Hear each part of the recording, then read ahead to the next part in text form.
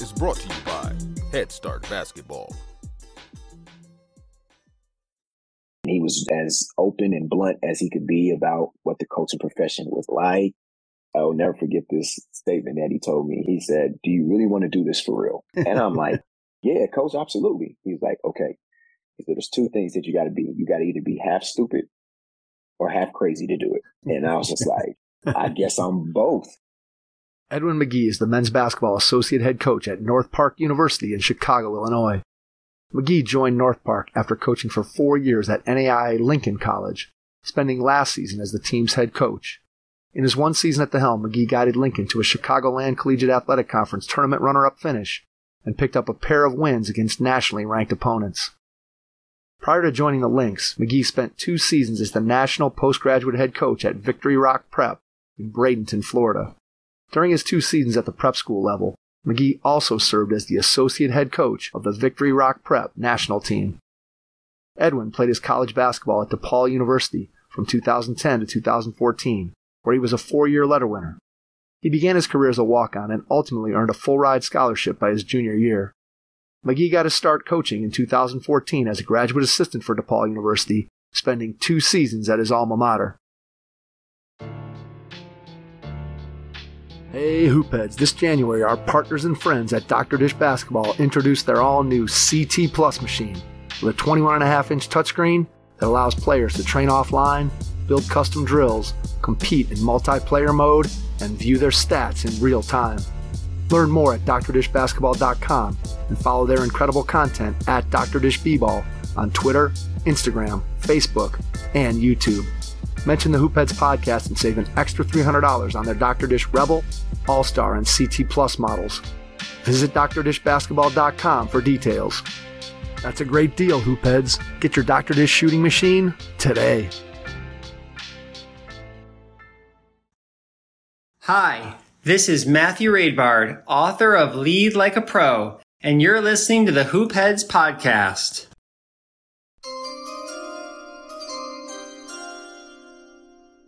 The first training camp, Elite Skill Development and Performance Combine, will be held on the campus of Western Reserve Academy, just outside of Cleveland, Ohio, powered by Unleash Potential and the Hoopheads podcast.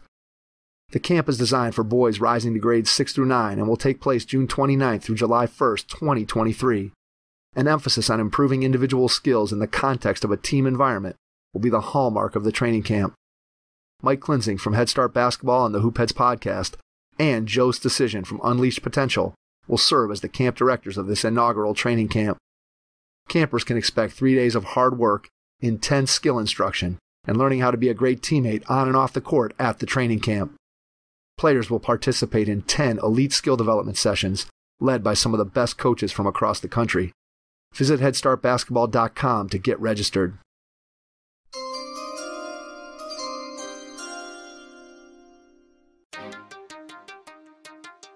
Prepare like the pros with the all-new Fast Draw and Fast Scout. Fast Draw has been the #1 play diagramming software for coaches for years. You'll quickly see why Fast Model Sports has the most compelling and intuitive basketball software out there.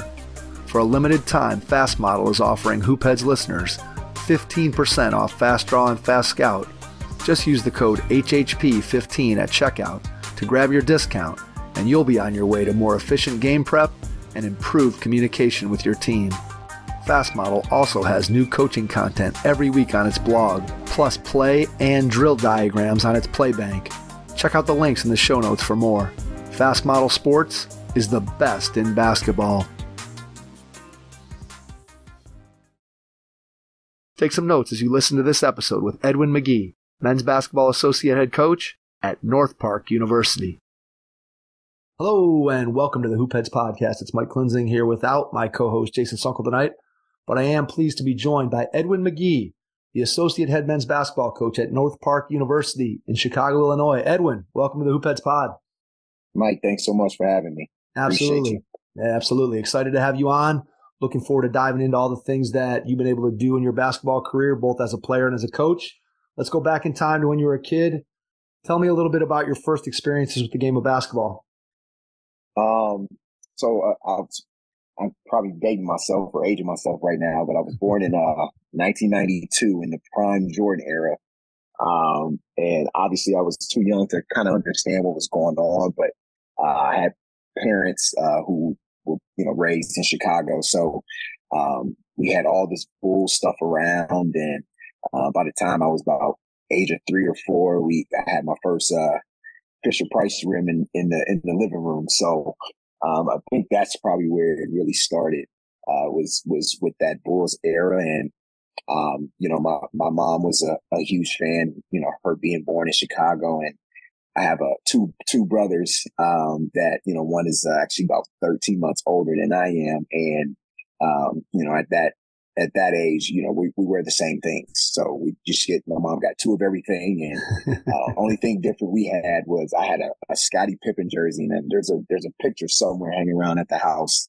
I had a Scottie Pippen jersey on, and my brother had the Mike Jordan jersey. So, and we were probably about 3 or 4 years old. So that's kind of where it started off. And then from there, it kind of took off to playing like some YMCA leagues, in the 4th and 5th grade, just finding a passion for it and loving to compete and play. And I didn't, as a younger player, I didn't play a lot of other different sports other than basketball. So that was kind of my first love and first passion. And, I would play with different travel teams, and, anywhere I could get in the gym and get some shots up or play was kind of what I did. And, we had our own rim at the house and outside, and we had neighbors that would come over and we'll play 2-on-2 basketball, my brother and I against 2 other neighbors. And that's kind of what we did. So, hoops has always been in my blood, and, I'm blessed to be able to continue to be around hoops, for such a time as this. And, as long as I have. So, it's part of me, and it's been part of me for a while. How competitive were you and your brother?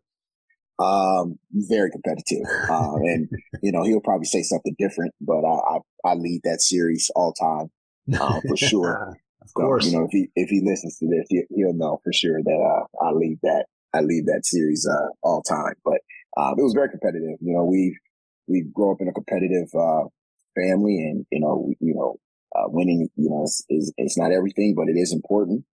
So, the way that we went about it, or were battles in that backyard that, sometimes we can't speak about, right? Because of how much competitors we are. But at the end of the day, it was all love and it was all fun. And that's kind of what, continue to draws me to the game. It's the love, it's the competitiveness, it's the being able to connect and be around different people, different cultures, and things of that matter. So that's kind of what it was. And, till to this day, I would say that I'm still that fiery competitor I was, back when I was 8 to 10 years old. So what do you remember about your early youth basketball coaches? Is there one particular one that stands out, or something that you learned from one of those coaches that you still carry with you today?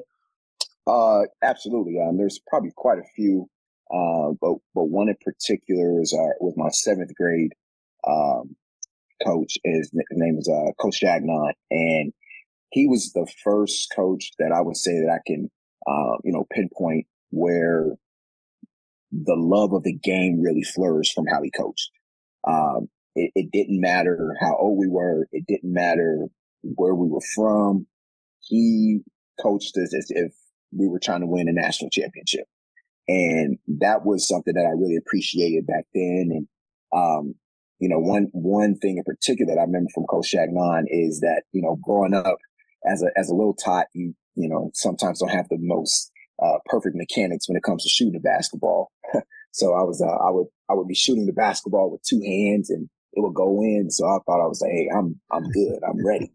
But there was this summer, I think leading into from 6th grade to 7th grade, that I was just in the gym at our middle school, and Coach Jagnon would be there. He'll be there. He'll meet me like 8 a.m., 9 a.m. in the morning. And we would literally do like form shooting and shots for an hour to an hour and a half. And ever since then, I would credit, the way that I was able to shoot the basketball to those times where, he's poured into me and spent time with me, learning how to shoot the basketball the proper way. And, that's something that, I appreciate it. And, not a lot of people will get, as far as a coach who takes time, especially at that age, that really wants to see you succeed and really wants to see you get better. So it was definitely him that kind of sparked my interest in as far as, what it looks like to really be coached and play the game at a high level.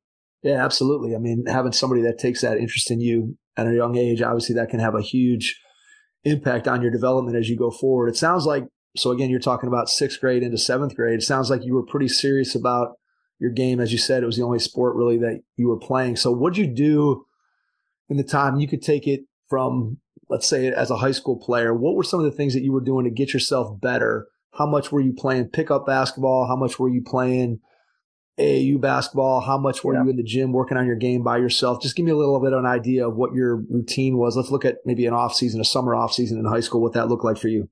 Yeah, for sure. I think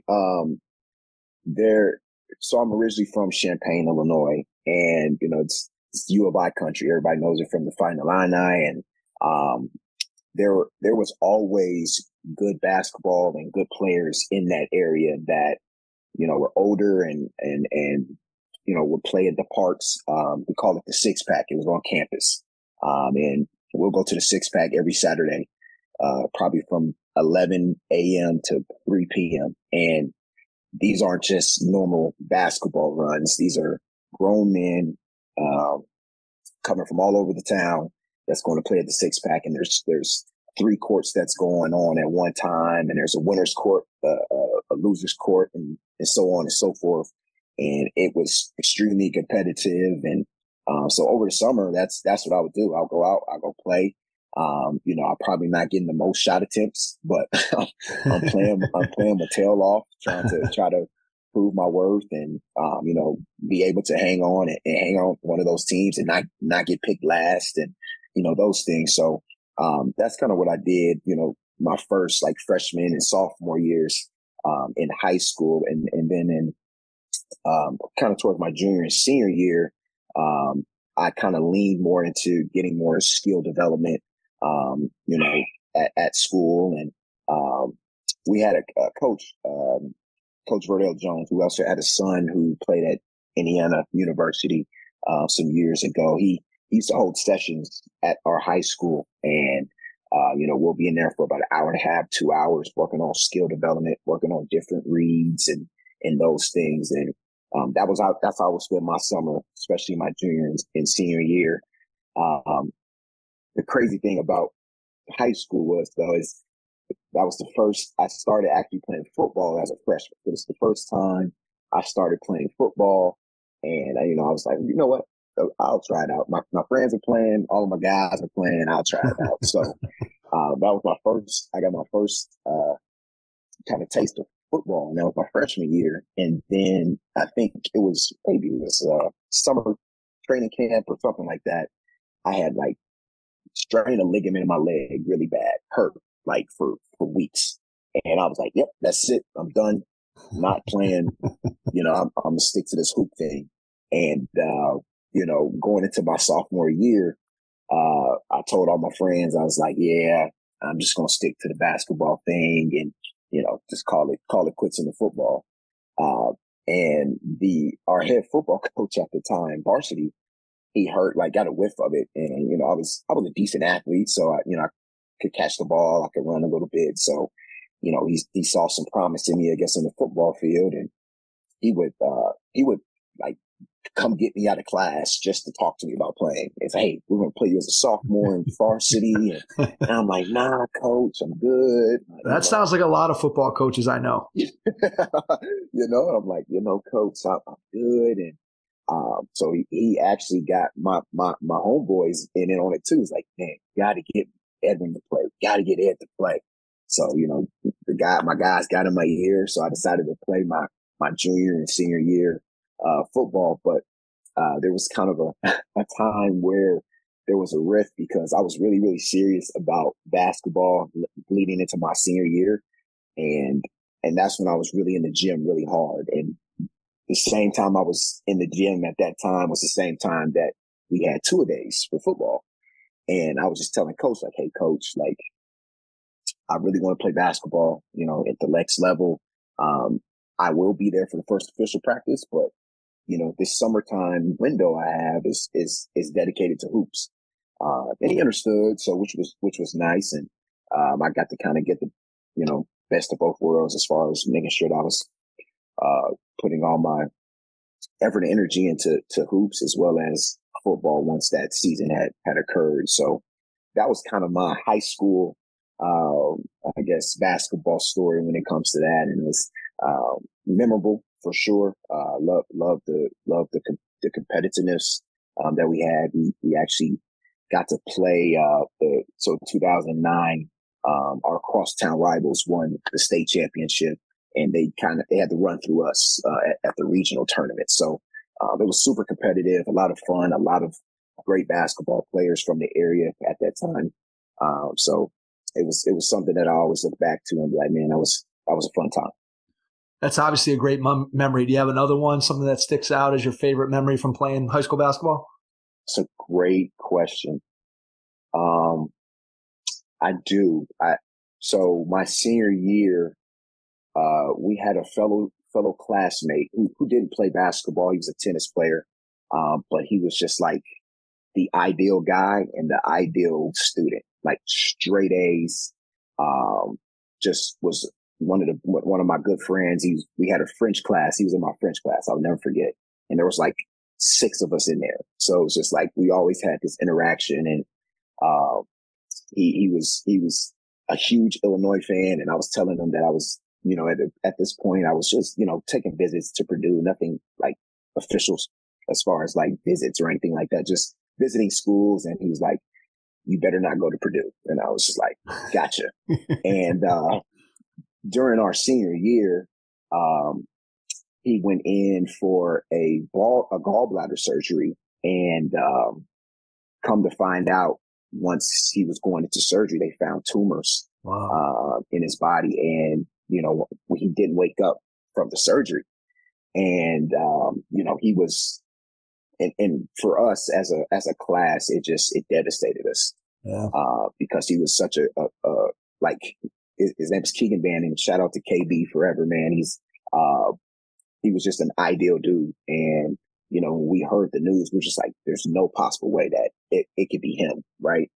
And, our senior day, myself and a couple of our other, students or people in the class got an idea of we got blank wristbands, and we wrote KB, all over them, and we wore them for that game. And we had a student section that was, maroon crazies, and everybody had their KB wristbands on. And, that game was dedicated to him. And I remember the last play of the game, my point guard is pushing the ball up the court and throws it behind the back pass, and I'm trailing him. And literally, as the time is expiring, I go up and 2-hand tomahawk it. Nice. And the student section rushes the court, and everybody's pointing at their KB vans. And I was like, that memory will stick with me forever. And it was a sad moment, but at the same time, we knew that KB was still in there with us, and that was that was the most memorable moment I had in high school as far as basketball was concerned. Absolutely. I mean, I can completely understand when you have somebody that you're close to that you lose, and then, as you said, it's a sad moment, yet at the same time, to be able to experience that and to, in some small measure, try to be able to dedicate that game or that experience to him. I'm sure it was meaningful in the moment, and then clearly, however many years later, 10, 15 100%. years later, you're still remembering that, and it's going to be with you, as you said, for the rest of your life without question. As you started to look ahead, as your high school career is coming to an end, what were your thoughts in terms of going to college? I know you ended up as a walk-on at DePaul. Was your thought process, I want to try to play at the Division I level and go and walk on? Was your thought process of, hey, I had some other smaller offers and just decided this was the best fit for me? Just walk me through your mindset at that point. Yeah, for sure. Just to be completely honest, I think I was young and naive, to be honest. I had some Division IIIs, Division IIs, junior colleges. I had some interest from several different colleges, and I didn't have like my parents, as far as basketball concerned, like they're great parents. They were at every game. They supported. My mom had her big camera there filming everything like, we were going to the NBA, right? So, but from the basketball, like leading standpoint, understanding like what recruiting looks like, I didn't have, I didn't know, Yep, right? absolutely. Like I didn't know what a Division III offer was or a Division II offer looked like. All I knew was Division I, right? I had a couple of my friends that I grew up with, who were big time basketball players in the area. They were going to Division I, and people that were at our high school that were older than me, they went to, so those were the things that I remember. And I was like, man, I got to go Division I. I got to go Division I. So that was kind of how it got to that point of getting to DePaul. And the funniest thing is, and I'm a huge faith guy, and my father's a pastor. He's been a pastor for like 45 years or so. And when I started applying for schools, DePaul wasn't even on my radar. And there was just one day, like February, and usually at this time, like, February, like ending my senior year, usually about that time, people have decisions and they're in, find out what they're doing in that March and everything. And, I was kind of content, like, I was going to go to Purdue University and try to do the walk-on thing there. And my dad was like, hey, have you thought about DePaul University? I was like, Dad, I don't even know where DePaul is. I'm not even gonna lie to you. That's what I told him. I said, don't even know. He's like, it's in Chicago. I was like, really? And he was like, yeah. So he was like, just go online and see you can, apply and see what you do, what you can get. And I jump on. I'm like, Dad, nah, man, it's too late. Like people are getting accepted to places like this, and this. So I jump on and I look and I'm like, look at that. They got late application process. So I jump on it, get my application in, and then after that, they kind of had like just a general visit day where I went up with my parents and toured campus and everything, and I immediately fell in love. I fell in love with the city, fell in love with the campus, and I was like, "Yep, this is the place I want to go," and try to see if I can play at the Division I level here. And that's kind of how it went, and that was kind of the thought process I had. And shout out to my pops for pushing me towards at least getting that application in. And I believe God always has a reason for things, and I know that He definitely led me to DePaul University. So there's a lot of people out there, players, coaches that I think are unsure about what the walk-on process looks like. I think there's probably, just like you, not knowing a lot about what that process looks like. I think there's a lot of other people out there that currently are in the same shoes as you. So tell us a little bit about what the process was like for you once you decide, okay, I'm going to DePaul. Then how do you go from I'm going to attend DePaul University to I'm going to be a walk-on and get involved with the team? What did that look like? Yeah, so that's it's probably one of my more fun stories to tell. So when I first got to campus, it's called the Ray Meyer Rec Center. And if you're a blue demon like I am, you know where the Ray Meyer is, and you know that it's super competitive basketball. They got Saturday morning runs, and people come in at night and play basketball. So I was in the Ray Meyer day in and day out, and there were a couple of like older, upperclassmen that were there, older guys that were there, and they had an intramural team.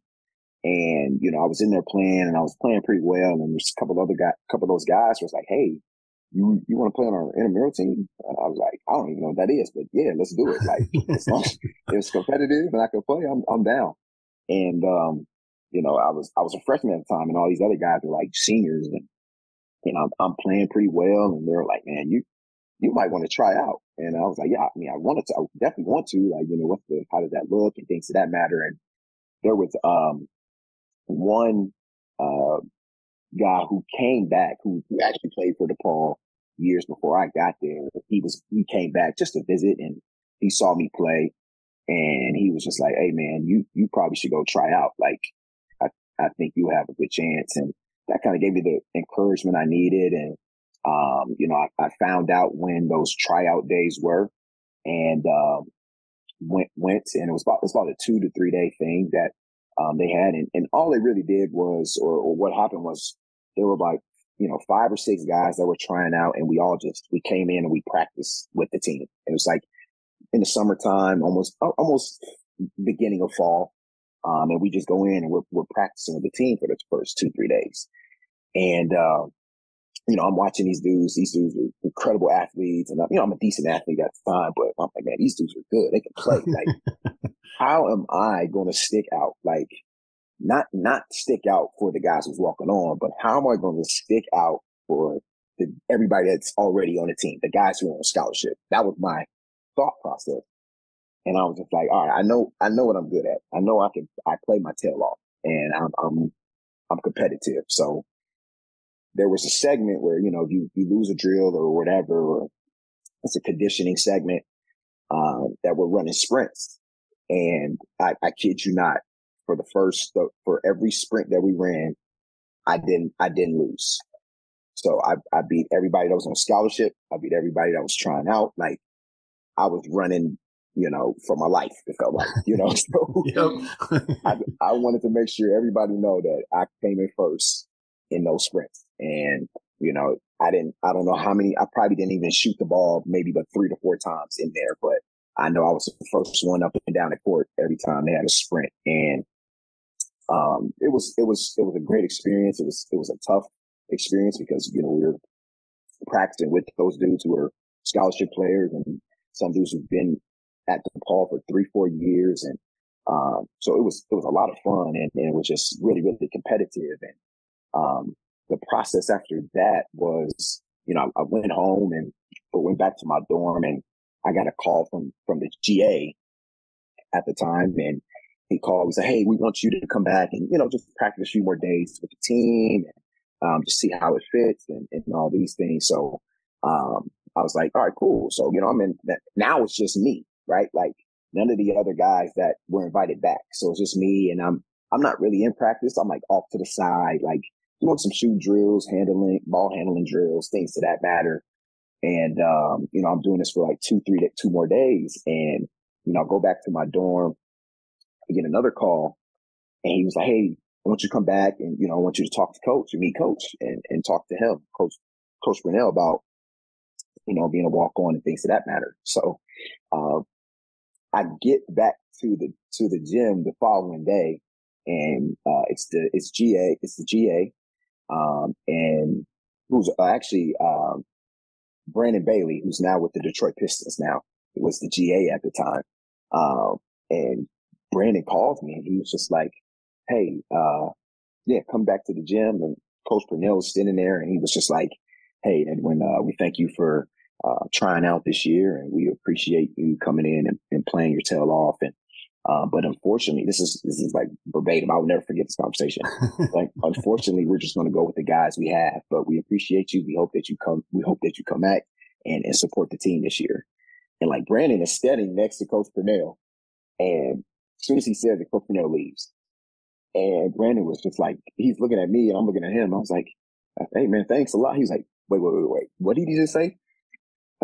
I said, "He told me that you guys are good." He's like, "Wait, just wait 1 second." So he like sprints out the door, go gets Coach Purnell, brings him back in. He was like, Coach Purnell's like, "I'm sorry, I thought you were someone else. And I want you to go upstairs, grab some gear, come back down.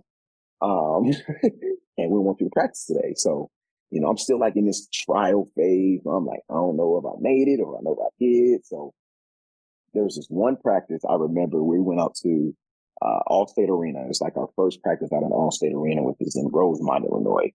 And, I'm in practice where I'm like on the kind of the scout team with another walk-on who's already on the team. And there was this one play where I shot faked it at the free throw or the 3-point line, like the top of the key, took about 2 dribbles, and I just took off 1 foot, boom, dunked it.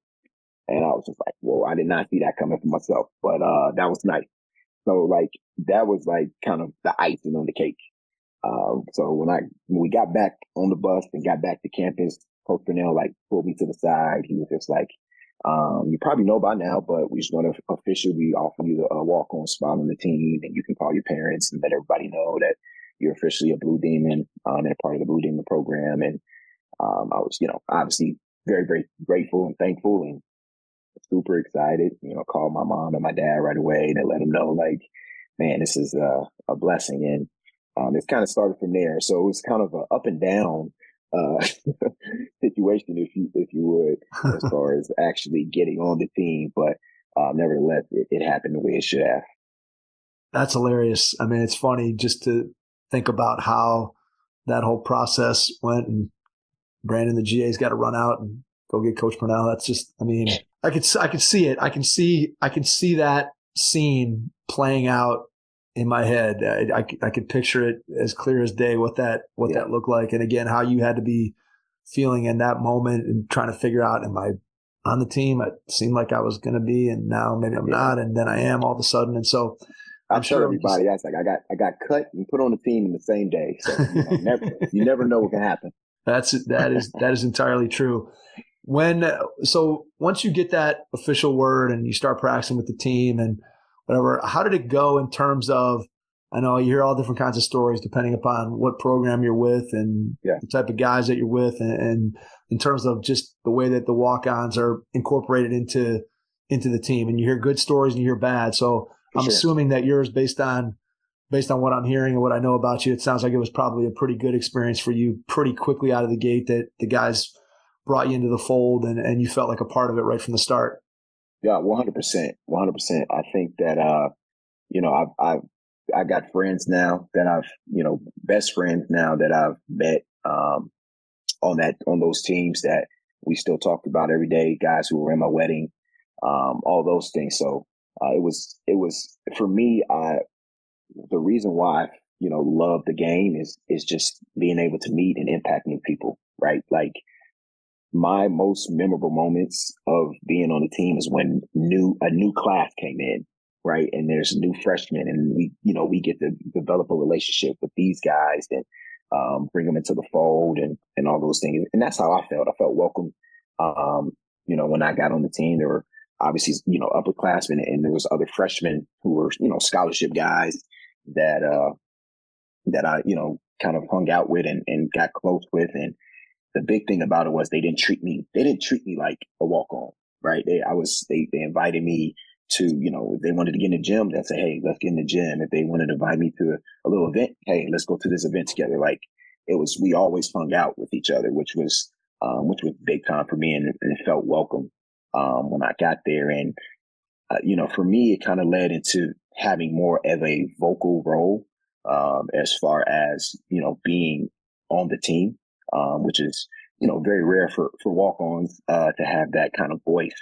But it ended up by my junior year, where Coach Purnell actually deemed myself and another one of our players co-captains. And, that was a huge honor for me, not playing as many minutes as I would want to play and all that, but knowing that I had, impact on that team and had a voice on that team was huge. And, there's seniors that's asking me questions about things that I was like, that I get to interact with the coaches about. And so it was a great experience for me to kind of push forward and understand, like, this is kind of what I could do for the rest of my life. I feel like I can be that guy who can bring together a group and encourage and be vocal and, have that impact on people. And that's how it pretty much started, was with that team and being able to be a walk-on and have a voice as a team. So, or on that team. And, eventually that ended up kind of leveraging into a scholarship opportunity in my junior year. And I'll never forget this moment either. It was, we're on break and it's Christmas Day, and I get a call from Coach Purnell. He calls and he was just like, hey, Ed, I hope everything's going well. And I was like, yeah, what's up, Coach? I'm nervous as all get out, because I'm like, Coach is calling me on Christmas Day and everybody's is on break. Like, what happened? Like, you know what I'm saying? Right. But he calls, he was like, hey, we talk to the AD and we want to extend a scholarship for you for the remainder of this year and next year. And I was like speechless at one point. And I was like, thanks, Coach. I appreciate it. And, I won't let you down. And we hung up after that. And I, like, tears start to like fall out my face. And I'm just like, man, as a walk on, and you see those stories and you see those stories on, now it's more public of these stories, the walk on story to get scholarships and which are very cool stories. And I was, grateful to be a part of that fold. And having that moment, man, where you get that call and you feel that the work that you put in has paid off, man, it was nothing like it. And I ran in and I told my parents, and they were screaming and yelling, and it was a big moment for us. So, but that kind of solidified my thought process of, man, like your leadership, regardless of if you played or if you didn't play, it mattered, right? And you impacted the team in the right ways. And for me, that's all I wanted, right? Like, obviously, wanted to play and wanted to get on the court more times than not. That's everybody's dream, right? That's what everybody wants to do. But having coach, believe in me, and having my teammates believe in me, that I can be that guy that can, motivate, the guy that can lead, was bigger than having or playing 30 minutes a game to me. And that's where I really started to feel the passion for wanting to stay around the game and, eventually leading into coaching. But I will say this, I had I guess my 15 minutes of fame, as a DePaul Blue Demon was I had an 8-0 run against Providence by myself. Nice. That was the big one. It was at our place. We were down 8. I started off with 2 free throws, and we went down. We got to stop. I sprinted my tail off to the corner. When our point guard hit me in the corner, catch and shoot 3, bang, go back down, sprint, and I'm like, I'm feeling it now. I done made 2 free throws in the 3. Give me the ball, you know what I'm saying? And I'm still like, that's Ed, Ed the walk on, but I'm like, hey, give me the ball. So I'm sprinting and he's pushing the ball. Our point guard's pushing the ball, and I have the audacity to yell, trail. He pitches it back to me, and I step in like nobody's business. Hits the front of the rim, boop, and it cashes right in, and I'm just feeling myself. That was like, that was my 15 minutes of flame. So when everybody asked me, it was like, what's your career high? I said I had 8 points in a row, and that's my. That's awesome. That is very cool. High. So, how often do you pull that out on video? Oh yeah, every time I talk to some of our players, and like, McGhee, hey man, listen, I had an 8-0 run in the Big East versus Providence, man. Like, it was big time business. So, yeah, definitely pull it out, from time to time, just to show these guys that, I'm not just blowing smoke. Absolutely. That is very cool. Those are some good stories, Edwin, for sure. So I'm guessing you were a really good student. And I know that when you went into school, were you thinking coaching at all when you first went to school, or was getting named the captain and kind of just feeling your way through that leadership piece of it and really having somebody else recognize that? Is that what led you to think, hey, maybe coaching's where I want to go? Yeah. When I originally went to school, I wanted to be a broadcast journalist. I love SportsCenter. Stuart Scott was my guy. Booyah. And, I wanted, yes, absolutely. Absolutely. And I wanted to be him. And that's what I went to school for. So I'm in broadcast journalism classes from, my freshman and sophomore year. And then I kind of pivoted and I took a class called, the class is called Communication and Dating. And, it was one of just an elective at the time. And it was probably the craziest class I've ever been in, because it was me and it was like 20 other women. It was just me. I was the only guy in the class. And we would have these conversations in communication and dating. And, all the women in the class are chiming in, and our professor goes, Ed, you got any thoughts? No, I do not. I agree with everybody that's I'm not stepping out on that limb. No. And that kind of segued to me earning a double major in relational communication. It fell under that umbrella. And with the relational communication aspect of, so it talked about, marital relationships, friendships, platonic relationships, all these type of different relationships. And one thing that I kind of focused on in my study, particularly, was the dynamic of coaches and athletes, and that dyad. And those are the things that I really kind of tapped into when it came to like my research papers and those things. And as I continued to learn just about the dynamic of how coaching reflects different attachment styles and those things, it started to kind of intrigue my interest even more. So, that's where I got my master's in when I started to be a GA. But going into it, coaching was so far from the thought of it when I got there. I wanted to play basketball, and after I graduated, I was going to be on ESPN and call the games. So that was kind of my thought process heading into school. So as you get done and you're wrapping up your playing career and you're getting ready to graduate, and you start thinking, hey, coaching's what I want to do, I'm assuming you went in and had a conversation with Coach Purnell, if not once, certainly multiple times, about what direction you wanted to go with that. And then you ultimately end up getting an opportunity to stay on with the program with the Blue Demons as a GA. So talk about how that came to be. Yeah. So I had initial conversation with him prior to leaving for the summer. And I talked to him. I was just like, hey, Coach, if there's an opportunity to be a graduate assistant, I would love to hang around and help out the program and those things. And, he was like, yeah, for sure. We'll get in contact with you. And this is probably like May when we had this conversation. And then about late June of that year, I get a call back, and he asked for me to come up, and we sat down and talked, and he was as open and blunt as he could be about what the coaching profession was like. And I will never forget this statement that he told me. He said, do you really want to do this for real? And I'm like, yeah, Coach, absolutely. He's like, okay. He said, there's two things that you got to be. You got to either be half stupid or half crazy to do it.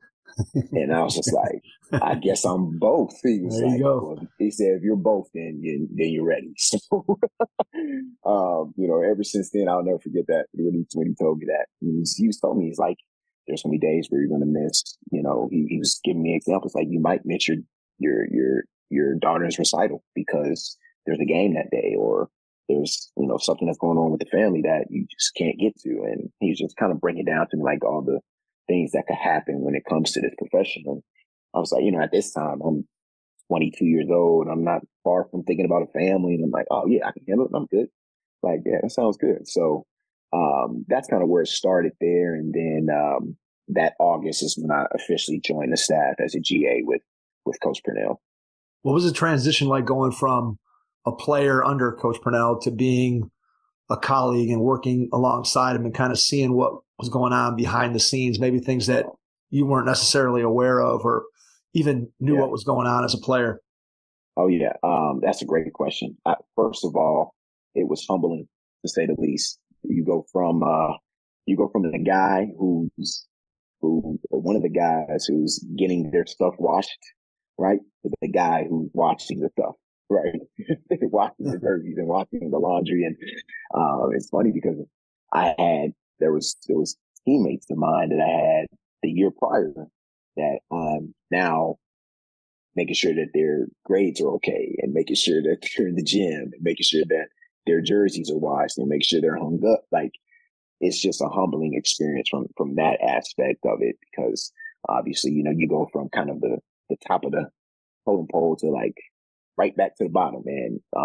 But it was a great experience altogether when it comes to that, because of what I learned, right? Learning what humility looks like, learning what serving looks like, right? Which are huge things that you got to have to be, I believe that you need to be a effective coach, right? And those are the things that I learned right away.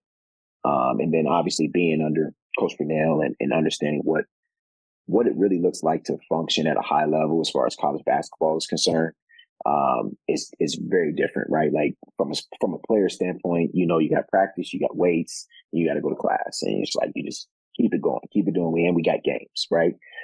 When you're on the other side, right, you still got practices, you got games, you got weights, but then you got to make sure the scouting reports are done. You got to make sure that dudes are going to class. You got to make sure that we're all at this event for community service, then you got to make sure that guys who need to go to night class have their train passes to get downtown because they can't miss that class. And there's a lot of things that go into it, right? And this is kind of what I tell, I obviously I'm still a young coach, but this is the one thing that I tell coaches going, or younger coaches who are trying to get into the profession, is 80% of what you do is non-basketball related as a coach, right? Like as far as X's and O's and being on the floor and doing, that's just the 20% that you get. Everything else, right, as far as the organizational aspect of it, making sure that things are in line, like that's the biggest portion of it, because if you don't have these ducks in a row, the 20% doesn't matter. So, I know there, several, younger coaches that I've talked to who have a different thought process of what coaching really looks like. Oh man, I can coach, I can be on the court all day and this, and this. And I'm like, yeah, for sure. Like that's part of it, but it's a very small portion of what goes on, right? The behind the scenes portions of making sure that everything is together, and, you got travel done. You got to make sure the dudes are, they're training, they're eating right, and making sure that, again, grades are right. And that's the 80% that I think a lot of times younger coaches coming up might miss on, that they don't understand that this is the most important. And that's what I really learned is, from the outside looking in, as a player, you just think like, all right, I don't know what coaches are doing in their offices all day. I think they're just waiting for practice to start. Right, exactly. Yeah, they're just sitting around, drinking coffee, whatever. Why are you guys here so early? You know what I'm saying? Like, we going to practice till 2 p.m. You know what I'm saying? So, like, as a player, if you think, but then, there were nights where, we're traveling to Syracuse and we fly back, and, myself and, the assistant ops guy and a couple of managers, we fly in, get on the bus, get back to campus, and it's 12 a.m., but we have to have, there's a grade report sheet that coach wants on his desk in the morning. And, we got to make sure that's done before we even leave so we can have it on his desk. And he gets in at 7 a.m. And so it's like those things, people, it's, at that level, Division I level is a little different where, there's a lot of things that go into that. So, but that's just, that's just one example of like, hey, this is behind the scenes. Like there were days where I might as well just sleep in the locker room, because we got to be here at 6 a.m. anyway. And we got to be back at 2, 3 a.m. By the time I get home, I'm waking up. So, it's just like those things that you gotta understand. And again, part of that humility aspect and that servantship aspect that goes hand in hand when it comes to coaching. Those are all really good points that I think a lot of people sometimes miss, especially when you haven't been in the coaching profession or you're just thinking about it. People see the glamour, but they don't always see all that behind the scenes stuff and the late night getting back from a trip and making sure you got this done, and you're in the office at 6 a.m. and you're there till midnight doing X, Y, or Z. And especially when you're talking about not as the head coach, but when you're on staff, and your job is obviously to do whatever it takes to be able to help the program and to be able to help your head coach be successful. And if you want to have a successful career, those are the things that you've got to do. And I think sometimes people go into it with maybe not their eyes wide open about what it takes. And I think very quickly, no matter what level you start at, I think you find out pretty quick that 100%. It's not all, as you said, it's not all glamour. It's not all, hey, I'm just out working with the players, or we're diagramming plays, we're doing X's and O's. Yeah, that's a part of it, but there's certainly a lot more that goes into it. United Basketball Plus is your doorway to all things basketball. If you desire to go further, faster as a coach and leader, if you want to maximize your team's potential, or if you simply just want to be a student of basketball, United Basketball Plus is the resource to take you to the next level in your basketball journey. As a member, you will have access to some of the greatest minds in basketball today. The in-depth videos provided by these coaches and basketball experts will help make difficult concepts simple to understand and teach. With your membership, you will have access to video playbooks, sports psychology, fast model playbooks, skill development, speed agility, and various other United Basketball Clinic videos. Your annual membership also includes access to our 2021 United Basketball Clinics, as well as discounts to attend future basketball clinics. The best way to find out all we have to offer is to visit us at unitedbasketballplus.com. as you were wrapping up your time as a GA, what were you thinking about in terms of your career path at that point? Were you for sure, hey, I want to stay at the college level? I know you eventually ended up going down to work at a prep school in Florida. So just tell me a little bit about what your thought process was and then how that opportunity came to you at Victory Rock Prep. Yeah. So by the end of my second year as a GA, so I was blessed and fortunate to do 1 year under Coach Purnell, and then do my second year under Coach Dave Lato, who were both big time mentors for me, and I can still call to this day, which is a blessing. So at the end of my second year of being a GA, I obviously approached Coach Lato and just asking for just advice and if there's anything that he knows or openings that he knows that I should get myself into. And unfortunately at that time, our staff at that time was new, so all the positions on our DePaul staff were filled, so there was kind of no wiggle room to kind of get or to stay on at that point, which was totally understandable, which was fine at that time, right? So there was a guy by the name of Jimmy Drew, who I played with, who's actually head coach down at Lincoln University, Missouri right now, D2. We were teammates, and I was a freshman, he was a senior, and then he became my GA once I was continuing to play. He was our GA at that time too. So I knew Jimmy for some years at this point, and Jimmy was down at Victory Rock Prep at this time, and working with the post grad team and working with Coach Warren Jackson down there. And he called because he was kind of on his way out down there, and he called. And he was like, "Hey, what you got anything going or what's going on?" I was like, "Man, I'm still looking for some things. Like I want to coach and I want to be around players. I want to learn and I want to grow in this profession." And he was like, "Man, this would be a great spot for you." So he actually connected me with Coach Jackson, who was down there at Victory Rock Prep. And that's kind of where that started when it came to stepping into the post grad prep scene down in Florida. What did that look like? Compare and contrast with DePaul. Yeah, so I mean, it's obviously a different level, right?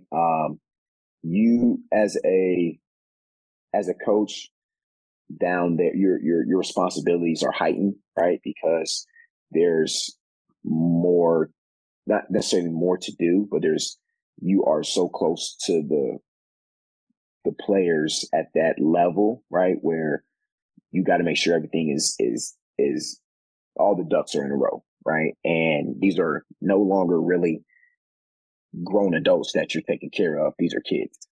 And I think that was the biggest difference because, maturity levels are different and how you got to approach situations are different when it comes to that. And for me, it was again, I count everything as a blessing. It was a blessing to see what it looks like to coach at, the Division I level, and then what it looks like to coach at a high profile prep school level too, right? Two different levels, but ultimately it was still a place where I could learn. It was still a place where I could grow. It was still a place where I could develop relationships, which was all, that's what you want to look for when you take jobs, right? Those things are some of the key elements to that. And, like I said, it was different, right? And it was a lot more hands-on. We're the ones driving the vans every day, right? To get to get to practice and get to games and get to school. And we got to make sure the guys are fed. So we're going to Walmart, dropping them off at Walmart, picking them up, and it was a lot. Again, it's a humbling experience, but the relationships that you build with the kids and the relationships you build with other coaches there, it all pays off, and it's this again a blessing to have that opportunity to impact another set of group of kids. And for me, it was so much different and so much eye-opening because that prep school in particular, we had a lot of kids from different countries. And to have a lot of kids from, we had South Sudanese kids, we had kids from Belgium, we had a kid from France, we had a kid from Italy. We had a kid from Croatia, like, and then to have them in this kind of melting pot where, you know, you can interact with them and you can learn about their culture and you can learn about what they eat and what they think is good music and what, you know what I'm saying? Like, it was that experience was probably the most fulfilling experience that I had down there, because the fact that you get to really understand different cultures and have that experience with those guys and try to meet them on a level where, you know, everybody has different backgrounds, things of that matter, but what connects us is this game of basketball, right? And that was one thing that I would never forget with my experience down at Victory Roberts, the amount of culture that I was exposed to, and the amount of stories that I had from different players about, you know, what home looked like and the differences that they saw from home to here and all those things. So, you know, I'm still close to some of those guys that I coach down there. We're still great friends to this day, and we FaceTime, we call, we talk. They still call me for advice, and, you know, I just try to give them the best direction that I can without telling them what to do, because as a coach, you want guys to be able to make their own decisions. And once they can kind of make their own decisions and feel confident in them, that's when you know you've impacted them in the right way. So, that was a wonderful, wonderful time down there too. Building those relationships and going from a staff on a Division I level where you have a bunch of guys and a large staff and you can delegate duties, and then you go to a situation where, as you said, you're driving the bus and you're doing the X's and O's and you're washing laundry and you're building relationships with the kids and you're doing all the coaching and everything. I think when you get to be sort of that jack of all trades and get your hand into every piece of coaching, it's interesting when we've talked to coaches at all different levels, and, you know, some guys break in and they're at the Division III level and they're the only assistant and they're doing a million things. And you have other guys like yourself that break in on the Division I level where you have the staff and you kind of get to see how a bunch of different people work and you kind of have specific duties. And it's just interesting to think about everybody's career arc and how eventually what you do is you end up at all your various stops, you end up getting these different experiences. And it's always interesting for me to just talk to people and hear what they remember or what they carry with them from each of those experiences. And I think yours, talking about getting a chance to learn from people from other cultures, again, like how many times do any of us get a chance to interact with a group of people from that diverse of a background and learn from them? And I'm sure not just as a basketball coach, but just as a human being, 100%. To be able to have those experiences and be able to bond with those kids and learn from them. And I'm sure just like they learn from you, to me, that's really a huge piece of when you think about it beyond just the basketball court, beyond your career as a basketball coach, just as a person, to be able to grow, especially as a young guy like you were at that time, being able to do that, I'm sure has had an impact on you everywhere in every aspect of your life. 100%. And then eventually you get an opportunity to go back to the college level, and you go back to Illinois at Lincoln College as an assistant. How does that happen? What contacts do you have there? What connections help you to get that job, or how does it come across your desk? Yeah. So, the biggest sort of I'm just going to go back to what you were talking about beforehand. Sure. Before getting to that. Sure. Another difference too with being at that prep school level was a different type. I learned a different type of skill, which was learning what recruiting looks like, right? Yeah. And, you know, at that prep school level, you're recruiting kids for not just one team, but we had 3 to 4 teams, right? And you're trying to make sure that, you know, you're calling different parents and having interactions with parents and things to that matter. And, you know, making sure that, you know, if a kid wants to take a visit, you got an itinerary ready and all these things. And, I think that, you know, having opportunities to coach at these, you know, quote unquote, lower levels helps with development of skill sets, right? Like if you have to do, you know, get your hand in everything, you got your hand in academics, you got your hand in travel, you got your hand in recruiting, you got your hand in X's and O's, you got your hand in, you know, teaching, whatever it is, right? Now you can take these transferable skills to your next job, right? Whether you might need them or you might not, right? But at the same, you have that skill set. And I think that's one thing that's overlooked, especially when coaching at the lower level, is the amount of experience that you get, the hands-on experience that you'll get.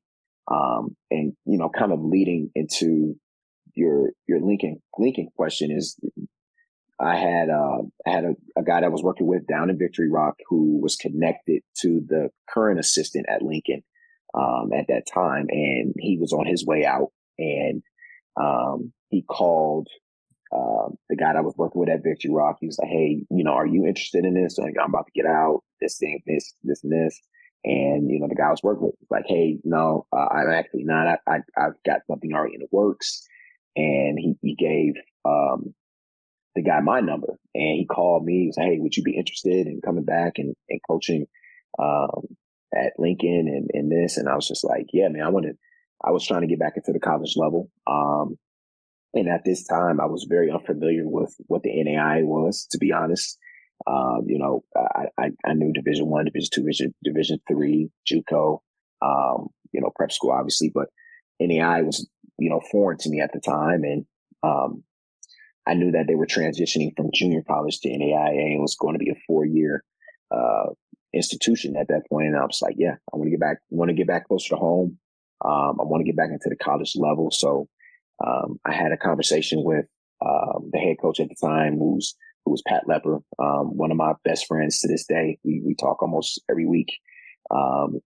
And he called me, and we had the initial interview, and he went through my references and those things. And he called my current boss at the time. He called Coach Lato at the time to see and to kind of get a background on me and how my work ethic was and those things. And this all happened in like June of 2018, and then in July of 2018 is when I officially got offered the job, and I left Florida in August. So it kind of was a rush sped up thing, but I wanted to get back to the college level and get to that, have that opportunity to coach college basketball. So I jumped on it, right? Like, at the NAIA level or any smaller college level, pay isn't crazy or anything like that. So you're doing it out of the strength of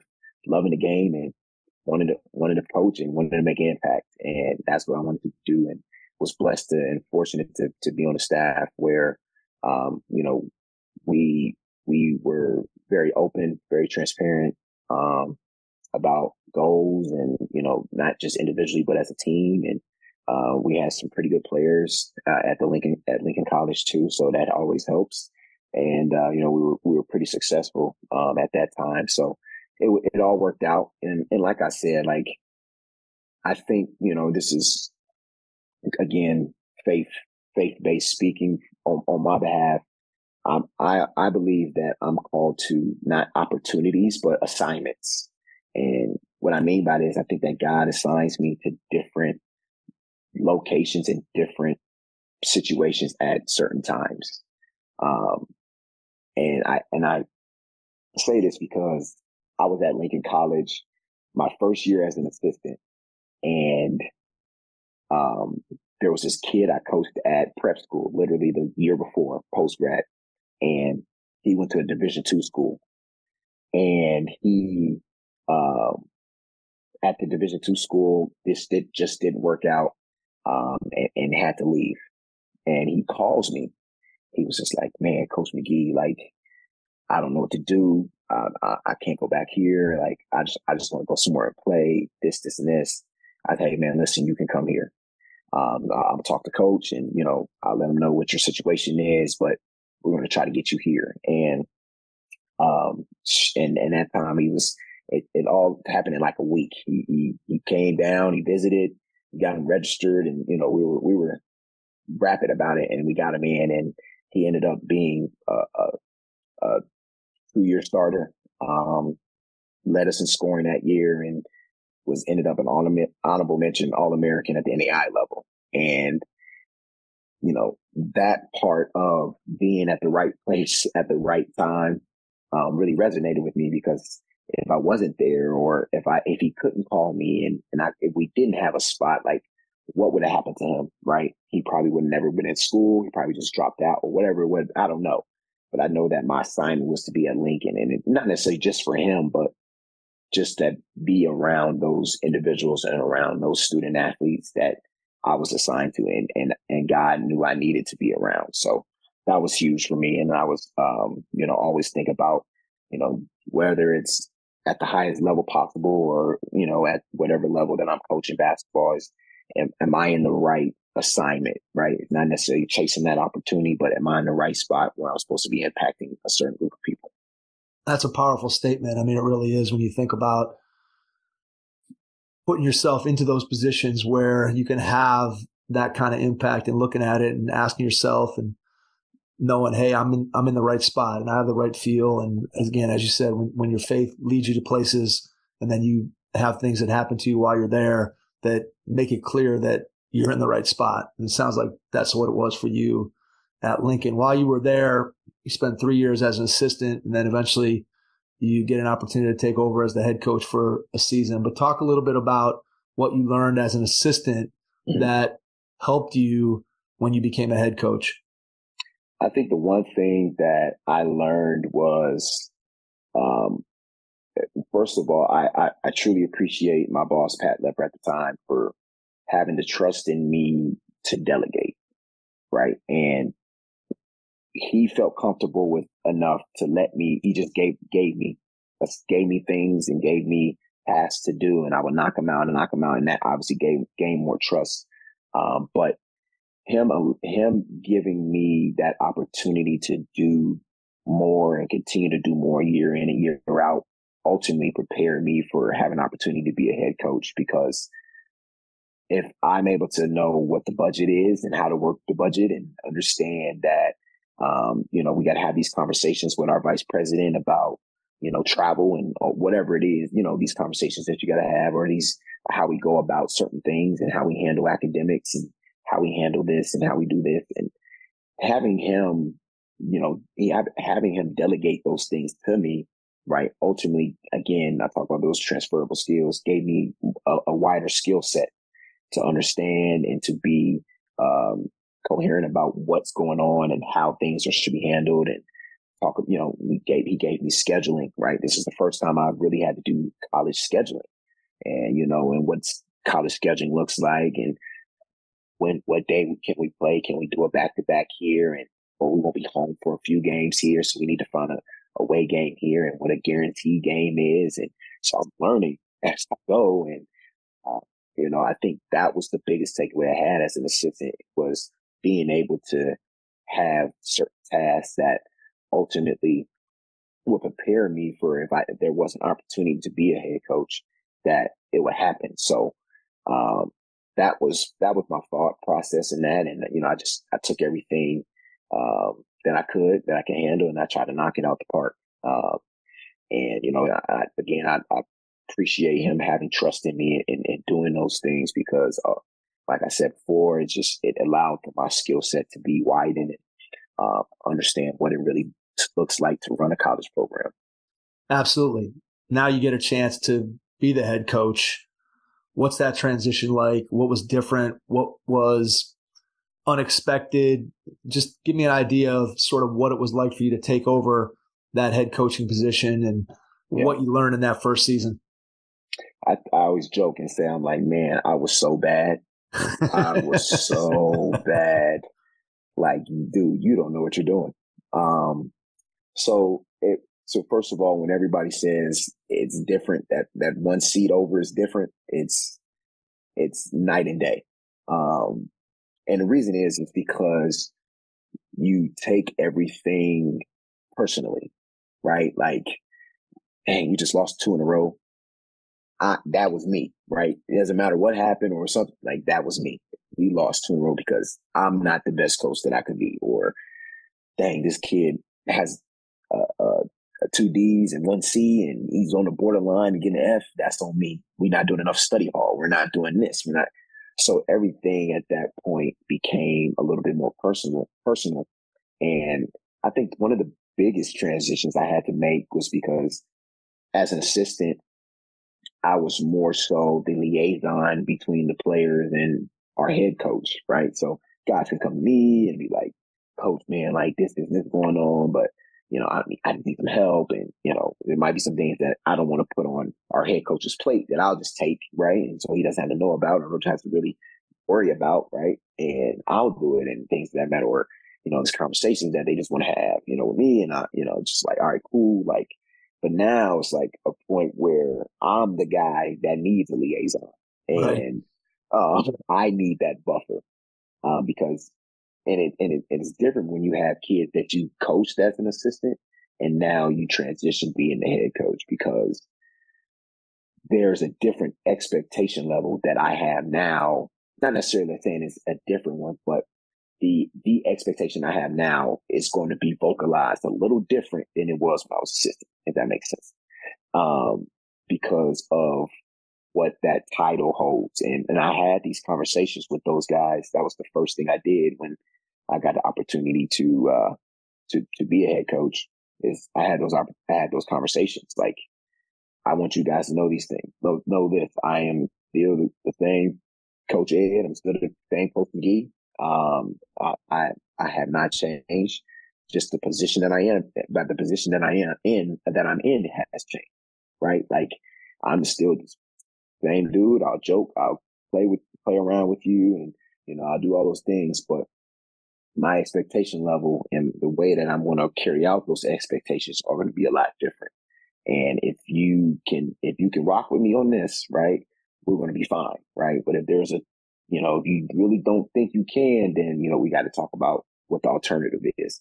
So those are the conversations that I had to have with those guys, especially the returners, who were coming back at that time. And, but like I said, man, it's so much different, when it comes to that. And, being able to vocalize and articulate and teach in different ways that you necessarily didn't really think about when you were an assistant, right? How to reach certain guys and what certain guys respond to, is also different too. So, for me, man, I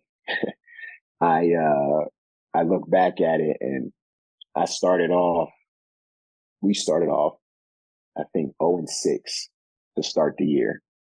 And I was literally like in the slums, like, man, I have no idea what I'm doing. It's harder than it looks, huh? Oh man, and people, people just don't understand. Like, at that, it's like, geez, I was like, we can't win a game, and shoot, I think we started off, we had 2 neutral games and 4 away games in that span, and I'm like, what are you doing with scheduling? Like, who made this schedule? And I'm looking at myself in the mirror, and it's like, this is ridiculous.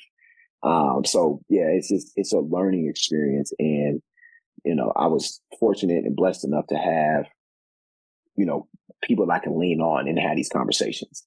One of my good friends, who's another Division II coach, in Indiana, Boomer Roberts, he called me and, or sent me some text messages, and he was just like, listen, keep pouring into those guys, right? Like, what you're in this for. Obviously, we want to win. We want to compete.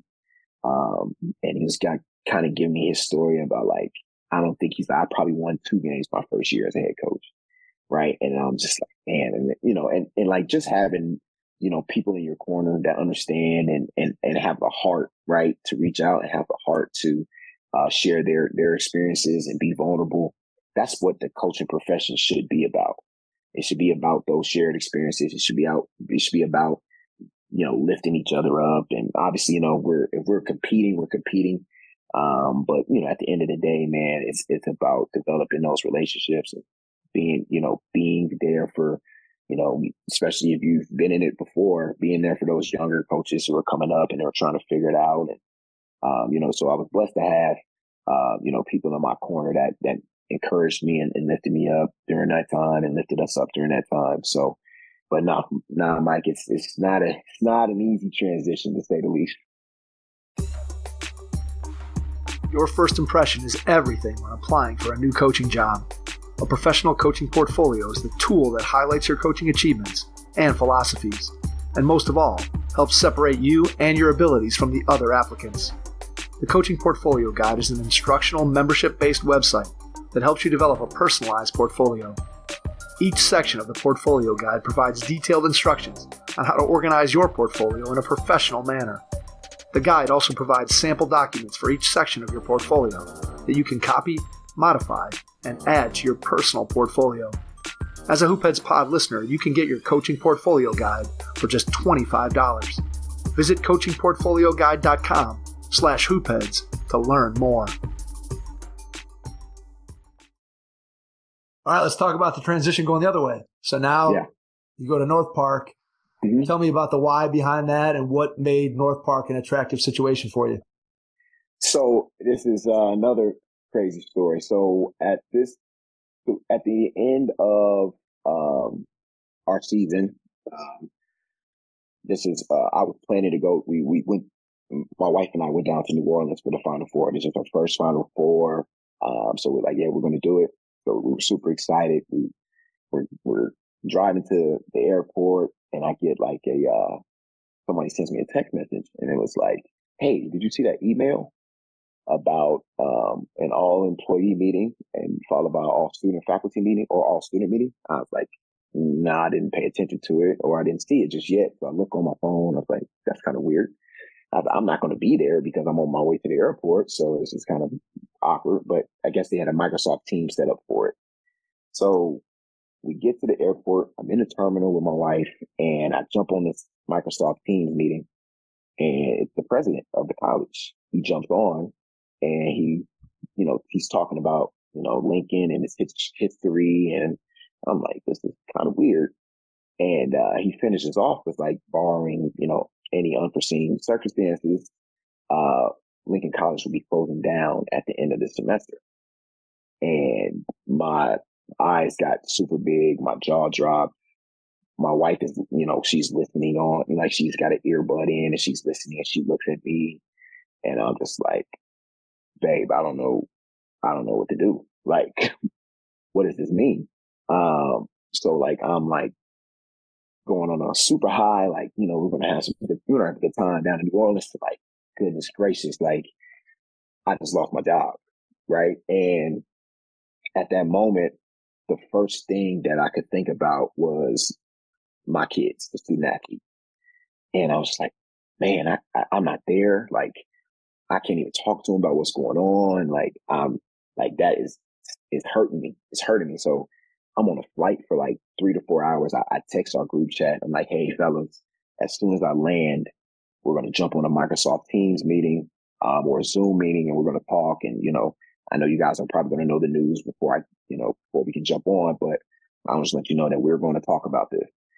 So as soon as I get to New Orleans, we get into the room, I jump on the Zoom, and, I'm fighting back tears at this point, like trying to have this conversation about what's going on and how, regardless of, what the situation is, we're going to help you guys move forward. We're going to do what we need to do. And it was probably one of the toughest conversations to have as a coach at that point. So, at this juncture, I'm like, okay, it is what it is at this point. I got a few people down here I can connect with, talk to, try to get their advice and see what's going on. And, I did that. And, coming back here, I started, investigating jobs and trying to see what's open. And, at this point, and again, I think God just works in these mysterious ways that, are unfathomable at times. And, a lot of people didn't know that my wife and I were doing distance for that year or those years that I was at Lincoln. Like, we weren't in the same household. We just got married about a year and a half ago. So when I got the job at Lincoln, or it was announced the same week we got married. So we got married, went on a honeymoon, and then I'm in Lincoln, Illinois, and she's in Chicago, 2.5 hours away. So and people don't know, like, I'm living in like Champaign area. She's in Chicago. I'll drive up, on the weekends if I can. She'll come down to the games and she'll stay the night. Like, it was hectic, right? And for me, I was just like, okay, I want to find a place where we can be together, right? I want to be close. I want to be, near you and all those things. So, it was a opportunity where I actually was, and I shouted out Boomer Roberts already. So North Park was open, and at that time, Boomer's one of his former players got the job, and he called Sean Smith, who's our head coach now. He called him. He's like, "Hey, you need to take Ed McGhee as your assistant. Like, I don't care what's going on. Like, I don't, you need this dude on your staff." And when he said that, Sean called me, and I was literally on my way to Chicago.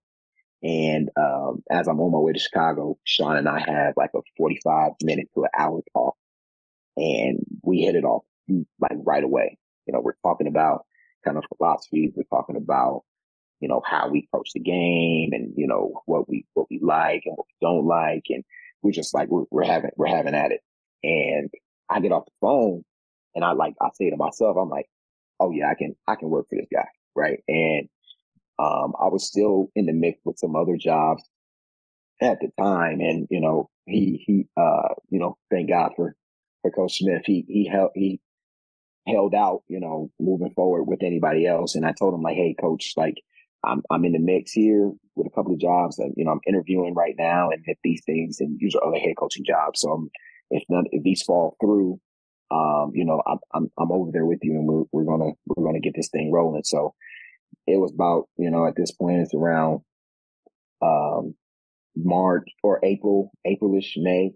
And it's like these 30 days it was probably about 30 days or so that, we're talking still, kind of figuring out what's going on. And, once those other jobs actually fell through, I was just like, you know what, let's roll. And it kind of happened that way. And, I'm blessed to be, able to say that I'm a 20-minute drive from home now instead of 2.5 hours. Right. So it all worked out like it should have worked out. Lord knows that if Lincoln didn't close down, I'll probably still be at Lincoln. Right. And, still being the head coach. But the jump, going from being a head coach back to assistant, ultimately, I feel as if has made me a better assistant. And I say that because there are certain things and aspects that, especially helping out Coach Sean, who's a new head coach, right? I was literally him a year ago. Right. Yeah, absolutely. And I wish I had somebody, and I had a great assistant when I was at Lincoln, but there's always a way that you can, or there's other situations where there's some people that you want to lean on that have been in this situation before, right? That knows what this looks like, how this can impact, and what you can say and what you can do. So for me, I felt like it ultimately made me a better assistant. And again, it kind of goes back to those two words that I keep talking about: it's being humble and servantship, right? I'm from being the head guy down back to being the guy who's the server, right? And as head coach, you're serving as well, but now I'm serving the team, and I'm serving my head coach, right? And having an opportunity to do that, and do it with someone we're pretty similar in age and kind of similar paths and competitive spirit, and those things. It's like it's a great combination, and I'm blessed to be where I am, and blessed to be at North Park University, and excited for what the future holds for the Vikings. Plus, you can check off another level of college basketball, man. I can't do that. That is for sure, because I've been all over the place. But yeah, for sure. What do you like about the Division III level so far? Man, it's a great and competitive level of basketball. We're I'm biased, but I think we're in one of the top Division IIIs in the country as far as conference wise, and it's a battle, man. It's a lot of fun to compete in. The student athlete's commitment is so much, not different, but it's a different feel, right? Like, dudes are really ready to like compete and want to get better, get in the gym. And, the level itself is great because of the mixture of different styles that you get. And, there are dudes there's transfers who played at Division I level. There are transfers who played at Division II level. D3 level, and then, you know, there's some freshmen that come out of nowhere who are all-American dudes. Like, it's crazy. And, you know, I always think like, hey, man, this is another level that I get to see, you know, the different dynamics of what it looks like. And at the end of the day, man, it's a great level of basketball. And I encourage, you know, don't be like Coach McGhee. Don't be like me, man. I entertain, and, you know, if you got interest in something, or you're interested in a Division III, Division II, whatever it is, go on those visits, take those visits, you know, experience it. And, you know, the campuses that we've been on so far, we've been on the road quite a bit, but the campuses that we've been on are gorgeous. The facilities are great. Like, it's, you know, if you didn't know about the level or hadn't been in level, you wouldn't know. So, just blessed to have an opportunity to branch out and, you know, discover a different level of basketball. Yeah, it's really interesting when you start thinking about what the Division III level of basketball is all about. We've really tried on the podcast to sort of advocate for players, coaches, whoever, just making sure that whatever you do, whatever decisions you make, that you find the right fit regardless of the level. And I think there's a lot of misinformation about there, just people that think that it's Division I or bust. Yeah. And I think about, like, your story resonated with me, because when I was a high school player, I was kind of the same way. I'm like, I want to go play Division I. And I was fortunate enough to be able to do that. But I look back now and, you know, part of me wonders, you know, hey, I got lucky. I ended up in the right place for me. I had a coach that liked me, and I had a really good career, but things probably could have gone differently for me if I'd have gone somewhere else. And, you know, it's amazing the number of people that make a mistake coming out of school and go somewhere that's not a good fit because it's a level that they perceive that they should be at. And then you have guys that look around and find the school that's the right fit academically and athletically, and boom, they go and they, you know, they're in the right spot and they have a great career and they get to play and they improve and they get better and they get a great education. And I think Division III basketball, there's just a lot of misconceptions about it out there amongst players, and I think parents and people just don't know how good that level of basketball is and how good you have to be able to play it. And I'm sure that one of the things that I always think about when I think about somebody who's kind of been on your career path, when you think about the recruiting side of it, and obviously when you were at DePaul, you weren't involved completely in the recruiting, but just being able to get yourself adjusted to, hey, what are the types of players that we're looking for? What's the level that we need to be able to get guys to come here? And obviously, if you're going to be successful at the Division III level, you got to be recruiting some guys who are probably borderline scholarship players, either at the Division II or NAIA or even Division I level. So what's that adjustment been like as you've kind of gotten out on the road and you're starting to look at guys that are 2023s for next year? Yep. So that's a great question, and that's a great insight on that, because I think, you know, and this is at every level, right? Like, you want to recruit above the level that you're at if you want to be successful, right? So if you're at the Division III level, you probably want to get some Division II, you know, if you could get a Division II high NAIA guy, then you're in the mix, right? If you're a Division II guy, you're actually recruiting Division Is, right? So for me, like, and for us, it's very similar to that, right? And, you know, Coach got the job in April. He hired me in May. And in that span from April to August, we brought in, I think, eight transfers we brought in.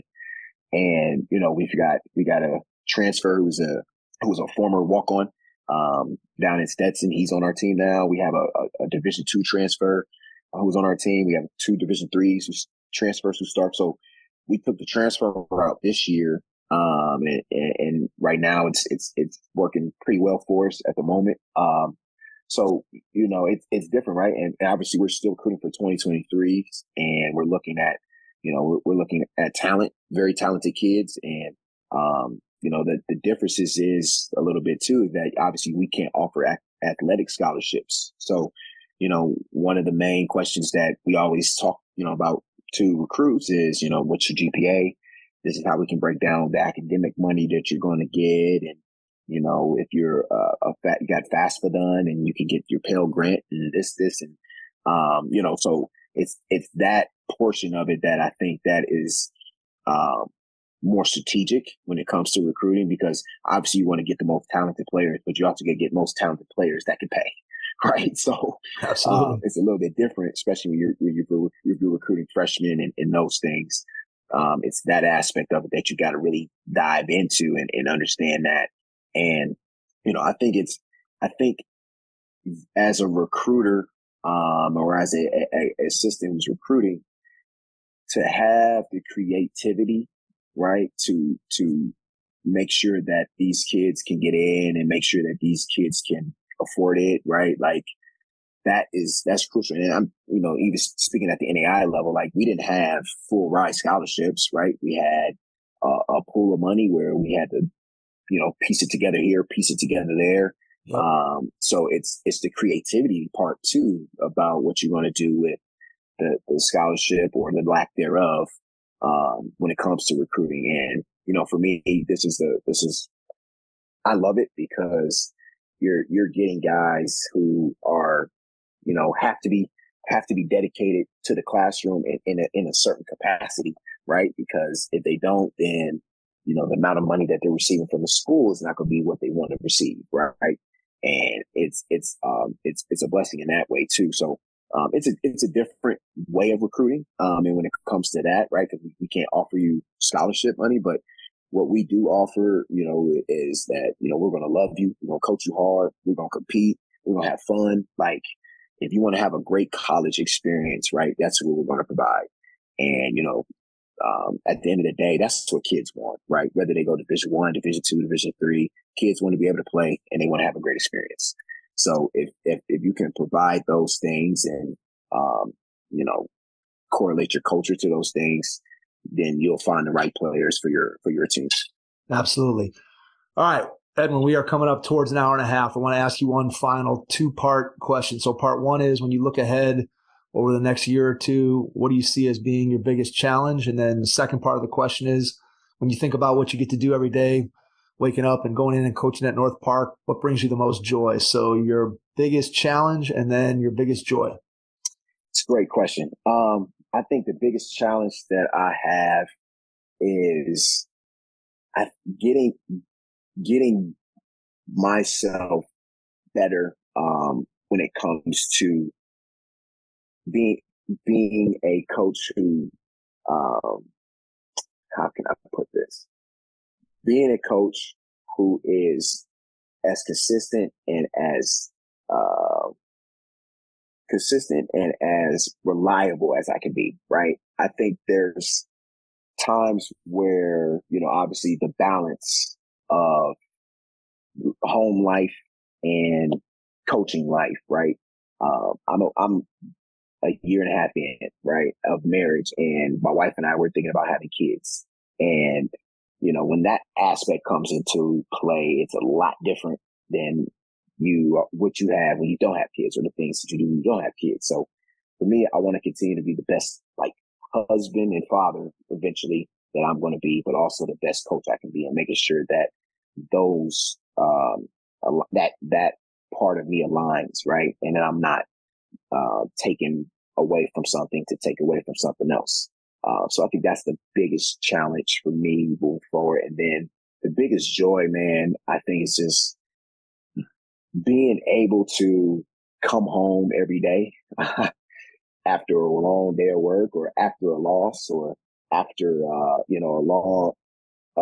long travel back from a game.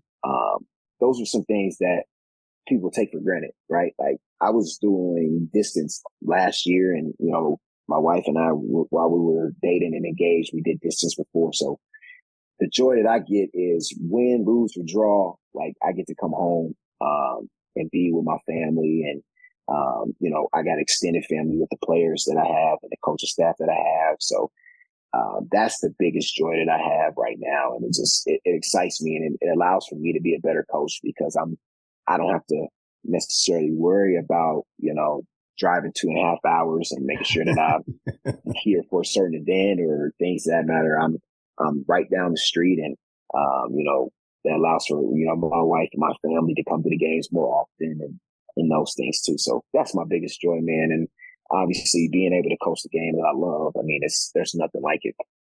That's well said. Before we wrap up, Edwin, I want to give you a chance to share how people can reach out to you, connect with you, whether you want to share email or social media, whatever you feel comfortable with. And then after you do that, I'll jump back in and wrap things up. Absolutely. You guys want to follow me? It's at Edwind McGhee on Twitter or at Edwind McGhee _ on Instagram. So if you want to follow me, go right ahead. I've tried to be active on there, recruiting, anything. So questions, if anybody wants to ask or anybody wants to get in touch with me, feel free. Edwin, cannot thank you enough for taking the time out of your schedule tonight to jump on and join us. Really appreciate it. It's been a lot of fun getting to know a little bit more about you and your basketball journey. And to everyone out there, thanks for listening, and we will catch you on our next episode. Thanks. Thanks for listening to the Hoop Heads podcast, presented by Head Start Basketball.